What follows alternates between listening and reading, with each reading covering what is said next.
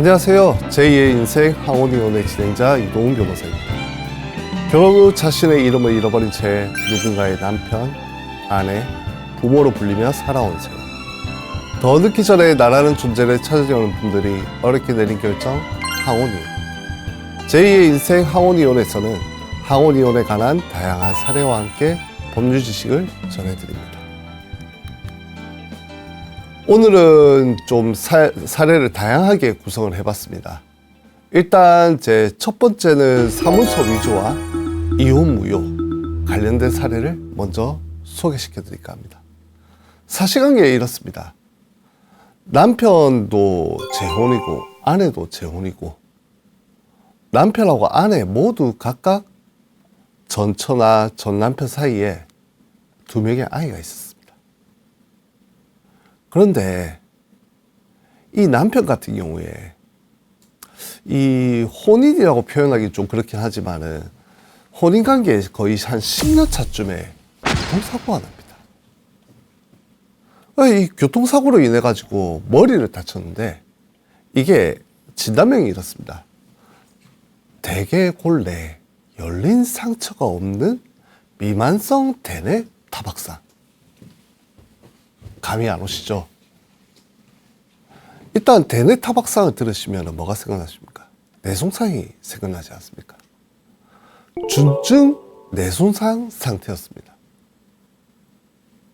그래서 이 준증 뇌손상이니까 전반적인 기억력하고 판단력이 거의 일반인보다 다운이 되어 있는 상태입니다. 그리고 타인하고 원활한 의사소통도 안 되고요. 그리고 상황에 맞지 않는 비정상적인 행동도 보이고 인지기능도 저하가 돼 있었습니다. 실제로 법원에서 심리검사 결과를 했는데 뇌기능장애 지능지수가 77밖에 안 나왔습니다. 우리가 흔히 말하는 IQ가요. 그리고 사회적 적응 능력이라는 게 있습니다. 이 사회적 적응 능력 검사라는 게 있는데 이 검사에서 사회적 연령이 1.37세가 나왔습니다. 그리고 사회지수라고 있는데 이게 20 이하로 나와가지고 거의 매우 낮은 수준에 해당하는 거죠. 이 10년 동안 아내하고 남편하고 같이 살았었는데 이 살았다는 게 아내 주장입니다. 아내가 남편 사고가 나고 한 7개월 뒤에 구청에다가 뭘 제출했겠습니까? 남편하고 자신의 혼인신고서를 제출을 합니다. 근데 이 혼인신고서 기재사항 써보신 분들은 아시지 않습니까? 누가 써야 됩니까? 각각 써야죠. 만약에 본인이 안 쓰면 위임장을 제출하든가 도장을 주든가 해야 됩니다. 이 혼인신고서 남편이 쓸 수 있습니까? 못 쓰니까 모두 아내가 작성을 합니다. 그리고 남편의 막도장도 아내가 날인을 합니다. 그리고 이 혼인신고서에 또 증인이 있지 않습니까? 증인으로 누가 기재되어 있었나? 일단은 남편의 딸, 그리고 아내의 언니가 기재가 되어 있었습니다. 근데 뭐 증인, 이것도 아내가 쓴 거죠. 그리고 아내가 뭘 했냐? 혼인신고서 제출하고 한 달 뒤에 남편의 주소지로 전입을 합니다. 근데 이게 참 희한하죠? 10년 동안 혼인생활을 했다며 왜 주소지 전입을 안 했어? 나중에 뒤에 가면 나옵니다. 이 아내 같은 경우에 전 배우자와 이혼 후에는 한 번도 남편의 주소지에 전입을 한 적이 없습니다. 그리고 이 사건 소송 조금 이따 설명을 드리겠지만 이 남편의 의사 능력에 대한 법원의 사실조회 결과가 있습니다. 이 법원의 사실조회 결과에 뭐라고 나왔냐? 이 사건 혼인신고 당시, 아내가 혼인신고할 당시에 남편 같은 경우에는 자신의 행위의 의미나 결과에 대해서 정상적인 인식을 가지고 합리적인 판단을 할 수 있는 정신적 능력이나 지능을 결여했다라고 기재가 되어 있었습니다. 무슨 말이냐? 의사결정 능력이 없고요. 그 다음에 자기가 의사를 하는 데 있어서 이 판단력에 심각한 장애를 갖고 있다는 겁니다. 그러니까 더더욱이 혼인의 사회적 법률적 의미, 아까 말했지 않습니까? 나이가, 사회적 나이가 1.3세에 불과하다고. 그러니 혼인의 사회적 법률적 의미나 효과에 대해서 이해하는 의사 능력이 없는 겁니다. 그러니까 이거를 이해를 하고 이 사건 혼인을 했다고 보기 어렵다라고 사실조회 결과에 기재가 돼 있었습니다. 그러니까 결국은 이거 혼인신고서 제출됐는지 남편이 알았을까요? 남편의 어머니가, 시어머니가 알았을까요? 몰랐죠. 그래서 남편이 아니죠. 남편의 어머니가 아내를 상대로 아내가 혼인신고서 위조해서 제출했다고 사무소 위조 사무소 행사, 또 뭐 있죠? 구청에 신고했으니까 공정증서 원본 불실 기재죄로 고소를 합니다. 그런데 이 고소를 했는데 나중에 아내하고 남편하고 시어머니하고 합의를 합니다. 그래서 합의를 이유로 고소를 취하랍니다. 그런데 이 사무소 위조나 위조 사무소 행사나 공정증서 원본 불실 기재죄나 전부 우리나라 형법상 처벌불허 의사를 밝힌다고 끝나는 사안이 아닙니다. 피해자가 처벌불허 의사를 밝혀도 여전히 남기 때문에 검사한테 넘어갈 수밖에 없습니다. 그래서 이제 담당 검사가 판단을 해야 되지 않습니까? 담당 검사가 이거 반의사 불벌죄는 아닌데 피의 사실은 인정이 된다. 아내가 이거 위조해가지고 사무소 위조해갖고 혼인신고서 제출하고 남편 동의 없었던 거 다 인정된다. 그런데 이 사안에서 아내가 이렇게 한 게 남편의 보험금을 지급받아가지고 자기가 지급받아서 남편을 간병하려고 진술을 했습니다. 그리고 이제 결국 고소가 취소됐으니까 검사가 이 형사사건으로 처벌할 이유가 뭐가 있습니까? 그래서 죄는 인정되지만은 내 이거 법원으로 안 보낼게 하면서 기소유예 처분을 내립니다. 그런데 어머니가 아무리 생각해도 이거는 괘씸하죠. 시어머니 생각에. 우리 아들내미 동의도 안 받고 이거 혼인 만들어버린 게 얼마나 괘씸합니까? 그래서 남편의 어머니가 결국은 남편을 대신해가지고 이 사건 혼인 무효 심판 청구를 합니다. 법원은 어떻게 판단했을까요? 일단은 법원이 먼저 뭘 판단했겠습니까? 이 사건 혼인의 효력에 대해서 판단을 했습니다. 일단은 혼인 같은 경우에 들어보시면 알겠지만 민법 812조 1항 보면은 가족관계 등록부에 신고로 되어 있습니다. 신고하면서 효력이 생기는데 이 혼인 무효 사유가 어디에 규정이 되어 있냐면 민법 815조 1호에 규정이 되어 있습니다. 이 1호에 보면은 혼인 무효 사유 중 하나로 당사자가 혼인 의사가 합의 없는 때로 규정이 되어 있습니다. 그렇기 때문에 이걸 종합해 보면은 혼인이 유효하기 위해서는 당사자 사이에 혼인 합의 의사가 있어야 되고 이 혼인 합의 의사는 언제 있어야 되냐? 혼인 신고를 할 당시에 있어야 됩니다. 혼인 신고를 하기 전이 아니고 그 이전이 아니고 혼인 신고를 할 그 당시에 혼인 합의 의사가 있어야 됩니다. 근데 이 사건 같은 경우에 그리고 이제 혼인 합의라는 게 뭡니까? 이거 법률행위고 의사표시지 않습니까? 내가 당신하고 결혼하겠습니다 라고 하는 의사표시이기 때문에 이 의사표시를 하는 데 있어가지고 우리나라 법은 의사능력이 있어야 된다. 당사자에게 의사표시한 당사자에게 무조건 의사능력이 있어야 된다 라는 걸 전제로 하고 있습니다. 그래서 혼인신고를 할 당시에 혼인의 사회적인 법률적 의미도 알아야 되고 효과도 알아야 되는 의사 능력이 있어야 이 혼인신고가 유효한 거고 이러한 의사 능력이 결여된 상태에서는 혼인이 무효하다는 게 법원의 입장입니다. 결국은 이 남편 앞에 말씀드렸지 않습니까? 사회적 지능이 얼마라고요? 사회적 나이가 얼마라고요? 지능 77에 불과하고 사회적 나이가 1.36세였습니다. 혼인의 의미를 전혀 모른다는 거죠. 그래서 이거는 혼인에 대해서 사회적인 법률적 의미를 모르는 상태에서 이거를 이해할 수 있는 의사능력이 없는 상태에서 혼인 신고가 이루어진 거라 해서 법원이 혼인이 무효라고 판단을 해줬습니다. 근데 이 소송을 하면서 아내가 가만히 있었겠습니까? 아내가 주장을 하지요. 혼인 무효로 안 만들어야 되는데 그래야 보험금을 자기가 받는데. 아내가 이렇게 주장을 했습니다. 10년 전부터 남편하고 나하고는 사실혼 관계였다. 그리고 병원에 입원 중인 남편으로부터 혼인 의사 확인받고 남편이 내가 막도장 파서 찍은 게 아니고 남편이 직접 혼인신고서에 날인을 했다 라고 주장을 했는데 법원이 봤을 때 아까 뭐라고 했죠? 의사 능력이 전혀 없다고. 날인을 하는 능력 자체도 없다고.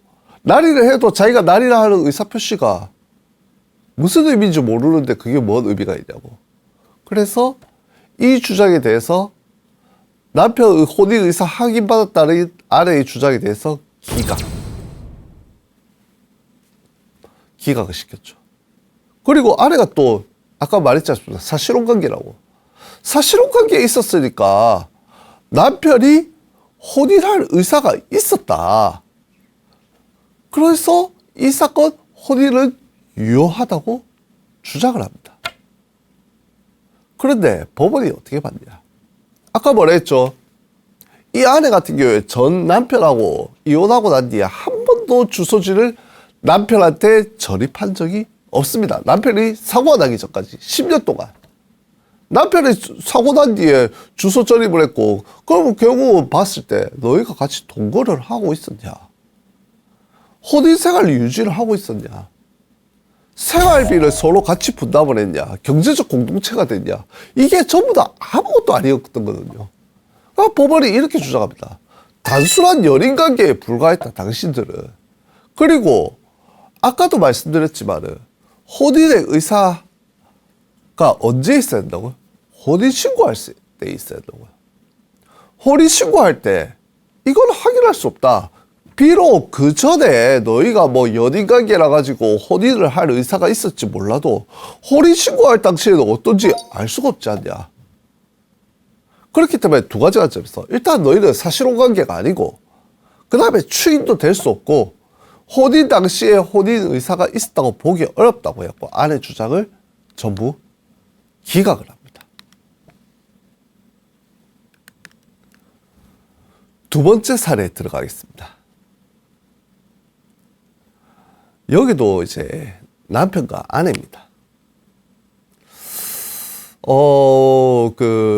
내연 관계, 연인 관계였습니다. 친구 소개로 만나서 연인 관계를 가지고 1년 뒤에 아파트에서 동거 생활을 합니다. 그런데 이놈의 남편 같은 경우에 또 다른 내연녀가 있었습니다. 이 또 다른 내연녀가 어떻게 발견이 됐냐? 동거 5년 뒤에 아내한테 발각이 됩니다. 그래서 아내 입장에서는 얼마나 황당합니까? 아니, 내하고 동거를 5년이나 했는데 또 다른 살림을 차리고 있어? 그래서 아내가 남편한테 뭐라 했겠죠? 관계 끊어라.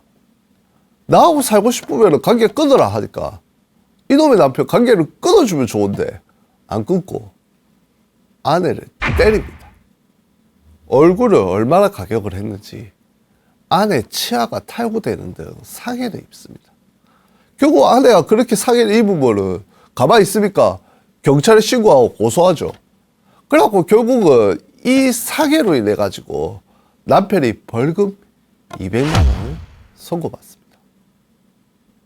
근데 이 아내 좀 대단합니다. 그냥 사실혼 관계로 나오면 나중에 문제가 생길까봐 이 상해 고소해놓고 남편 도장하고 주민등록증 가지고 왔고 혼인신고서 날인하고 구청에 제출을 해버립니다. 그래 남편 가만히 있을 수 있습니까?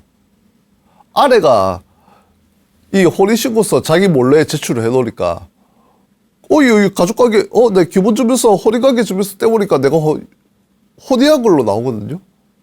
그러니까 갑자기 뭐 가족관계주민서에 배우자가 떡 찍혀 있으니까 결국은 남편 아내가 자기 고소하기도 했고 해서 바로 영으로 고소합니다. 혼인신고서에 임의로 남편 성명하고 주소 기재하고 소재하고 있던 남편 도장 날인해갖고 사문서인 그 혼인신고서 한 장 위조하고 이를 행사했다 치지 사문서 위조 및 동행사로 형사 고소를 합니다. 그런데 이게 어떻게 됐냐? 아내가 이게 검찰이 법원에다 기소를 했는데 사문서 위조하고 동행사가 인정이 된다고 기사했는데 아내가 혼인신고서 작성에 남편의 동의가 있었다는 취지로 무죄 다툼을 하고요. 결국은 아내 주장이 먹혀가지고 무죄 판결이 선고가 됩니다. 그래서 남편 처음에는 아내 상대로 이 형사고소와 함께 이혼 청구서를 제기를 했습니다. 그런데 이 형사고소 바탕으로 아내가 기소되자마자 이 이혼의 소를 이혼 무효 확인 청구의 소로 청구 취지를 변경을 합니다. 그리고 남편 이 소를 제기한 때부터 아파트 출입문 비밀번호 변경하고 아내가 출입하지 못하도록 막았습니다. 그리고 지금까지 별거를 계속 이어나왔습니다. 그리고 아내도 처음에 남편 소 제기했을 때 이게 뭐 이제 남편이 자기를 때리기도 했고 하니까 나를 유책 배우자다 하면서 처음에 이혼 기각을 구했습니다. 처음에는 유책 배우자 이혼 청구니까 이혼 기각을 구한다 했는데 이게 이혼 무효 확인 청구의 소로 변경이 되자마자 아내도 이혼을 원인으로 하는 반소를 청구를 했습니다. 일단 남편 이혼 무효 확인 청구에 대한 법원의 판단은 이렇습니다. 뭐라 했죠? 아내가 무죄를 받았다 했지 않습니까? 그래서 법원 판단이 이렇게 나왔습니다. 배우자 일방이 혼인신고서 작성했다고 하더라도 상대방의 동의나 승낙을 얻었거나 상대방의 혼인 의사가 존재하고 있으면은 일방이 한 혼인신고를 유효하다는 게 법원의 입장입니다. 아내가 이제 형사사건에서 무죄를 받았는데 뭐라고 했지 않습니까? 남편 동의가 있었다고. 그래서 민사법원도 이렇게 판단했습니다. 혼인신고 작성 당시에 남편의 묵시적이고 명시적인 승낙이 있었다고 보여진다. 그리고 남편 승낙이 없었더라도 사실혼 관계에 있는 당사자 일방이 아내가 혼인신고를 했다고 하더라도 당신이 이게 사실혼 관계에서 혼인 의사를 명백하게 철회하거나 당사자 사이에 이 사실혼 관계를 해소하기라고 하는 합의가 있다는 이런 사정이 없다. 이런 사정이 없었습니다. 이런 사정이 없다 보니까 혼인 의사의 존재를 추정할 수 있다고 판단해 줬습니다. 그래서 이거를 혼인 무효가 아니다. 너의 동의가 있었다. 라고 법원이 판단합니다. 남편이 물론 뭐라 했겠습니까? 사실혼에 대해서 인정했겠습니까? 안 했습니다. 단순한 내연관계에 불과하다 주장을 했는데 이게 앞에 사례하고 다른 게 둘이 동거하고 있었다고 했지 않습니까? 주민등록 거주지도 옮겨놓고 있었습니다. 그리고 서로 생활비 주고받고 경제적으로 혼용이 되어 있었습니다. 그래서 이 경제적 유대관계 비춰보면은 내연관계에서는 어떻게 합니까? 연인관계를. 내연관계를 넘은 사실혼 관계라고 법원이 몫을 박아버립니다. 그러면 결국은 남편의 본소 혼인 무효 청구는 기각이 됐는데 뭐가 남았습니까? 아내가 이혼 및 위자료 반소 청구를 했다고 했지 않습니까? 아내의 반소 이혼 청구 및 위자료 청구에 대해서 법원이 이렇게 판단해 줍니다. 별거 기간이 1년 이상 지속됐고 현재까지도 이제 남편하고 아내가 이혼 원하니까 혼인관계가 더 이상 회복할 수 없을 정도로 파탄이 난 건 맞다. 그러면 이 파탄의 주된 책임은 뭐냐가 가장 중요하지 않습니까? 누구한테 있냐? 일단은 남편이 뭐 했죠? 사실혼 관계 중에 내 연나와 부정행위 있고 이를 따지는 아내를 폭행해가지고 치아 탈구 상해까지 일어나고 그리고 주거지 현관에 비밀번호 변경해갖고 아내 쫓아내고 결국 누구 책임입니까? 남편 책임입니다. 이 사실혼 관계의 바탕 책임은 이 이혼의 결혼 생활의 바탕 책임은 남편 책임이라는 겁니다. 그래서 민법 840조 제3호 및 6호에 정한 재판상 이혼 사유에 해당한다 라고 법원이 판단하고 남편한테 아내에게 위자료 1,000만 원을 지급하라고 인정을 해줍니다. 결국은 주 핵심은 그겁니다. 혼인신고서를 일방이 제출한다고 하더라도 상대방의 명시적인 승낙이나 묵시적인 승낙 혹은 사실혼 관계에 있었다면 사실혼 관계가 명시적으로 철회가 되거나 아니면 해소하기로 합의했던 사정이 없다면 혼인신고서 제출하는 것은 인정이 됩니다. 그래서 자녀분들한테 이야기해 주십시오. 함부로 혼인신고서 제출하지 말라고. 이거 처리하기도 너무 힘듭니다. 다들 잘 아시겠지만. 세 번째 사례로 넘어가겠습니다. 이 사례는 제가 제목을 좀 붙여와 봤습니다. 그 남편, 그 아내의 사정이라고 제가 붙여보겠습니다. 이번에는 사례 소개를 좀 독특하게 해보겠습니다. 일단 남편 관점의 사실관계 및 판단입니다. 남편 같은 경우에 누구냐? 제1교포입니다. 그리고 전처하고 나이도 좀 많았습니다. 전처하고 사별한 후에 단골로 다니던 양복점 주인 소개로 35세, 무려 35세 연하인 아내를 만나 교제를 합니다. 그리고 이 교제 한 달 뒤에 아내의 요구로 약혼을 했는데 이게 뭐가 문제냐? 잘 들으십시오. 이거 남편 관점의 사실관계입니다. 아내가 5개월 만에 다른 남자와 성관계 후에 아이를 임신합니다. 임신한 것도 모자라서 아이가 남편의 아이인 것처럼 속이고 1년 뒤에 같이 동거 후에 아이를 출산합니다. 그리고 출산 후 1개월 뒤에 혼인신고를 하고 아내 요구로 남편의 딸로 출생신고를 합니다. 아내의 요구로.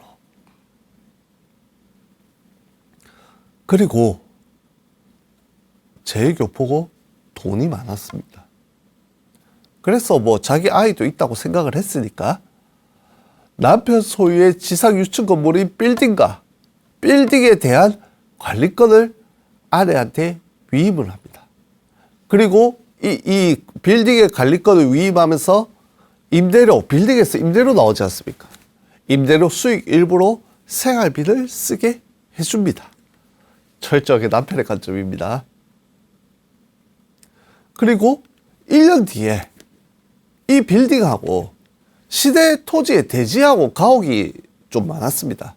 그 중에서 대지하고 가옥 5채를 아내와 아이한테 유증한다는 공정증서 유언장을 작성을 합니다. 공증까지 받죠. 그래서 남편은 이거는 내가 아내하고 혼인생활을 충실하고자 하는 노력의 일환이었다 라고 이야기를 합니다.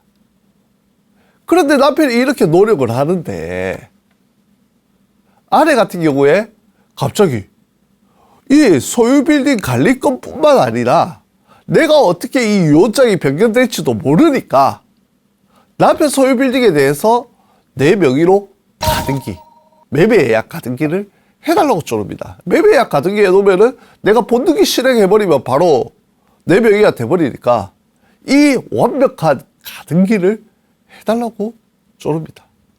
그리고 남편의 불만이죠.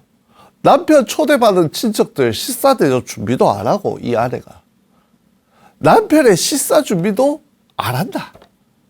그리고 이 아내가 밤늦게 돌아다니다가 집에 돌아와서 이를 타이르는 남편한테 욕설과 폭행한다. 35살 어린 애가 라고 주장을 합니다. 그리고 남편이 제일교 보다 보니까 일본에도 사업을 하고 있었거든요.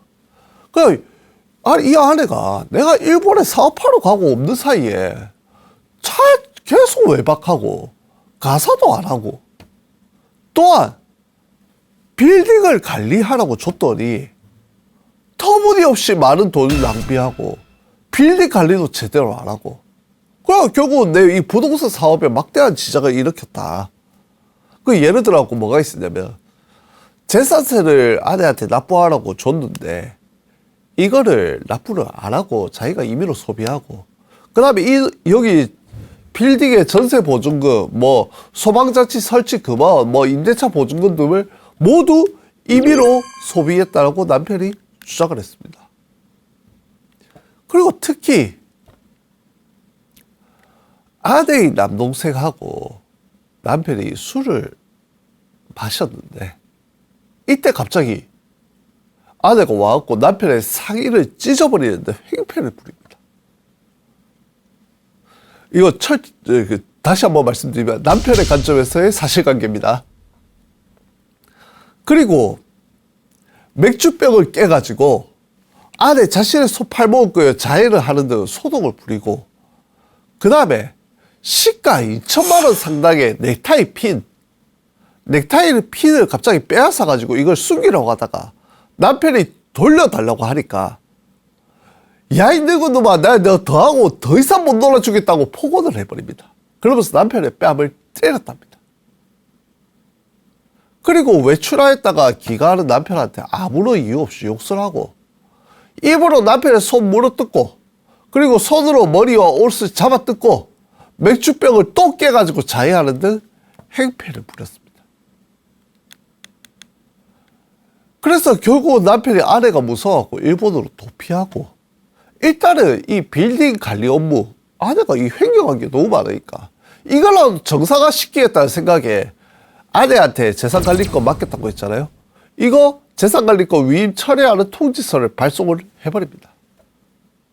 그러면서 아내의 태도가 조금이라도 나아지기를 기다렸다고 합니다. 그런데 이 아내가 이 재산관리 위임 철회 통지서를 발송했음에도 불구하고 남편 동의도 없이 다른 사람한테 남편 건물을 임대하고 이 임대차 계약서 뭐 관리권 없으니까 임대차 계약서를 쓸 권한이 없지 않습니까? 이걸 위조하고 이 임대차 보증금 받아갖고 횡령을 해버리는 겁니다. 그래서 결국 남편 아내를 사무소 위조로 고소하고 이혼 청구를 합니다.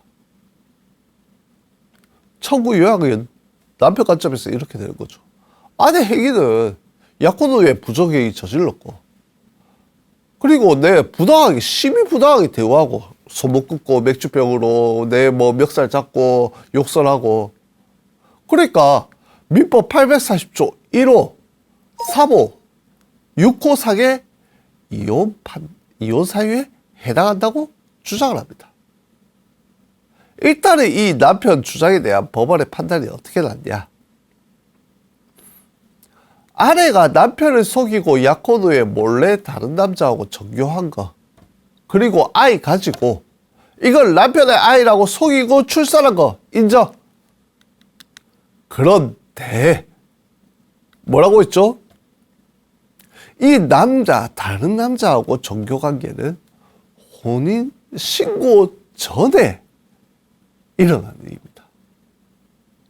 혼인신고 후에는 다른 남자하고 정교관계를 가진 적이 없습니다.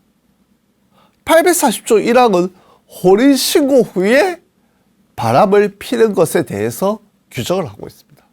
그래서 법원이 야 혼인신고 전이야. 그래서 840조 1항의 재판상 이혼 사유에 해당하지 않는다 라고 판단합니다. 약간 좀 이해가 안 되긴 하시죠. 그리고 또 뭐냐, 빌딩 등 재산관리권을 아내한테 맡기고 유저가 유언장 작성한 거는 사실이다. 또한 아내가 보증금 등을 임의로 생활비로 소비한 것도 사실이다. 그리고 재산권 박탈 후에 임대차 계약서 작성하고 이로 인한 사무소 위조로 고소당한 거는 사실인 걸 맞다. 그런데 이것만으로 아내가 남편을 심히 부당하게 대우했다고 보기 어렵다 라고 판단해 줍니다. 왜 그럴까요? 자, 아내의 관점에서 이 사건 혼인관계 및 법원의 판단을 들어보겠습니다.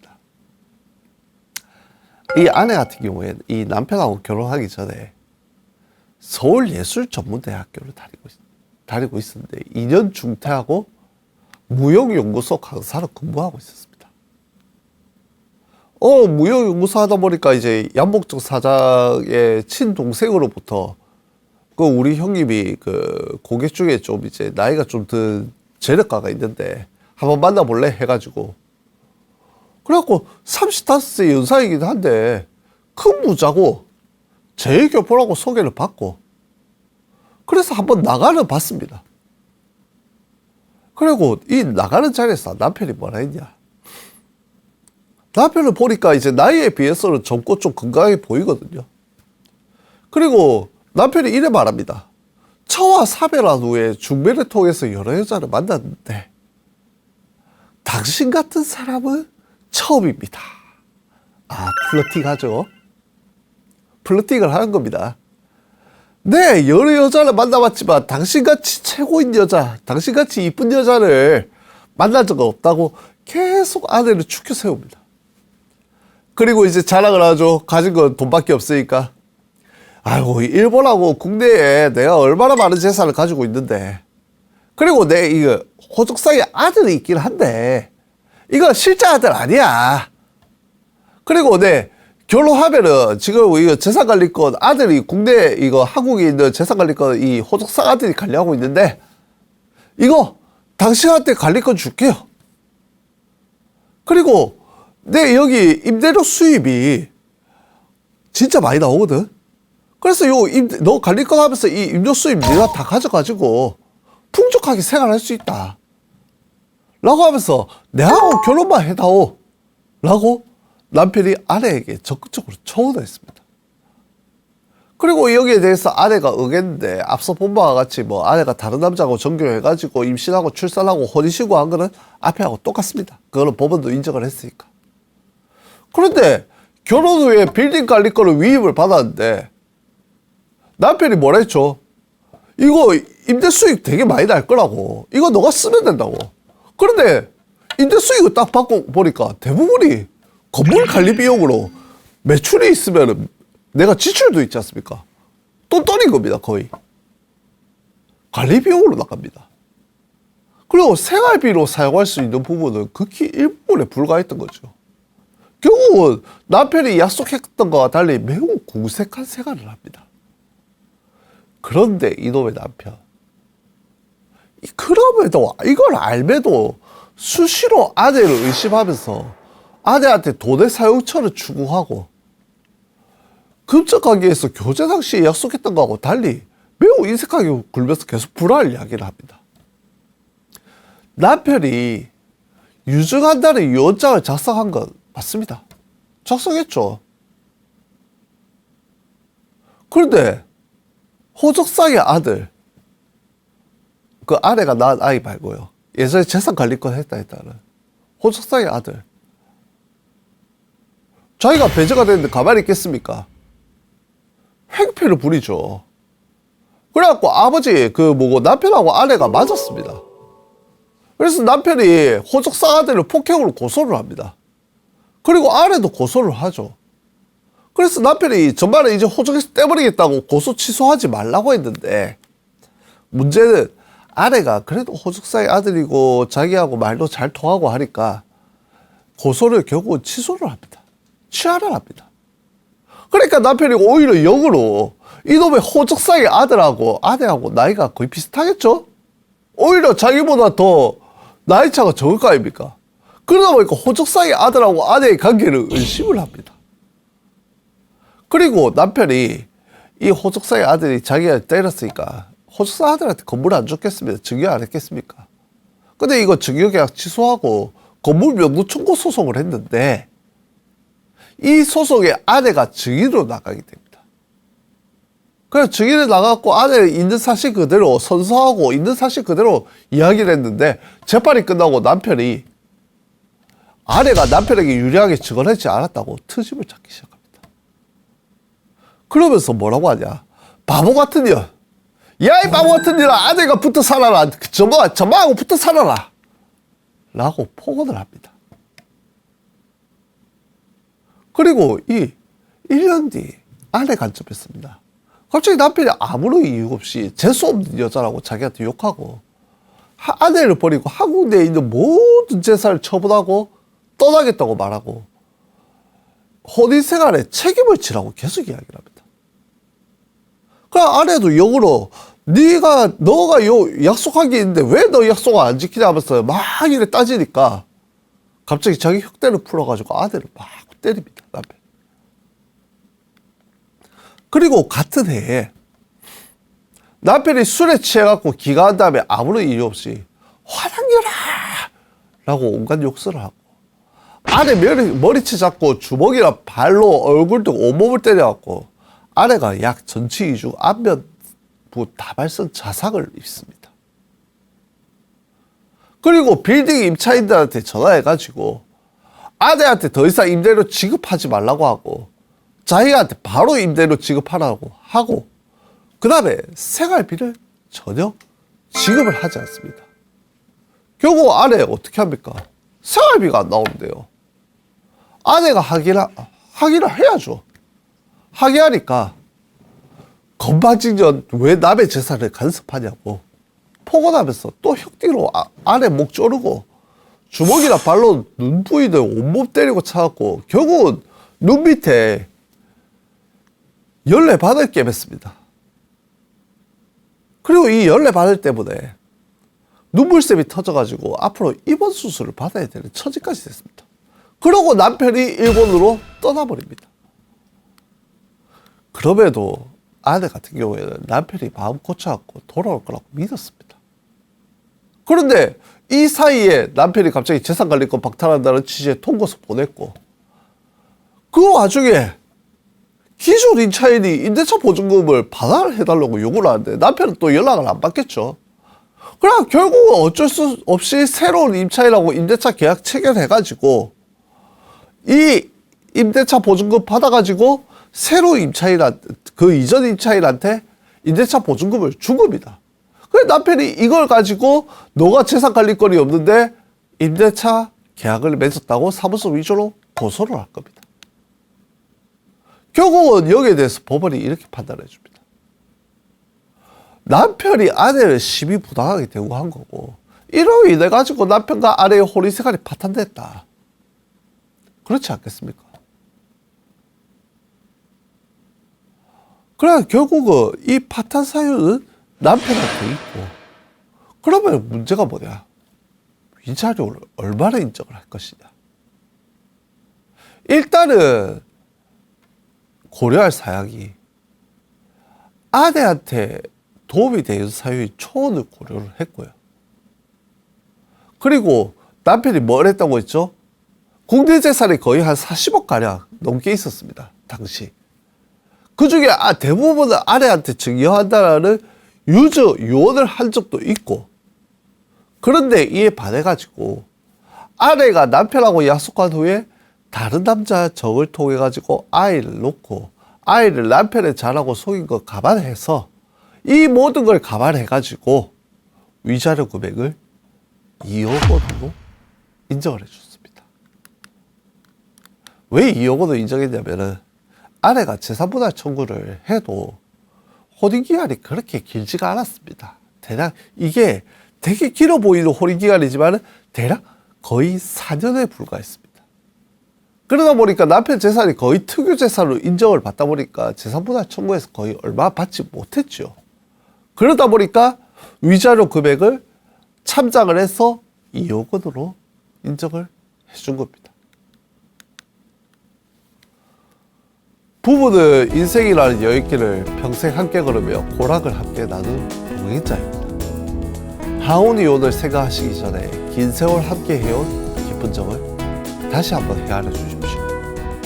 그래도 돌이킬 수 없는 결심이라면 저희 제2의 인생 하온이온에서 도움이 되어 드리겠습니다. 저는 다음 주에 다시 찾아오겠습니다. 함께 해주셔서 고맙습니다.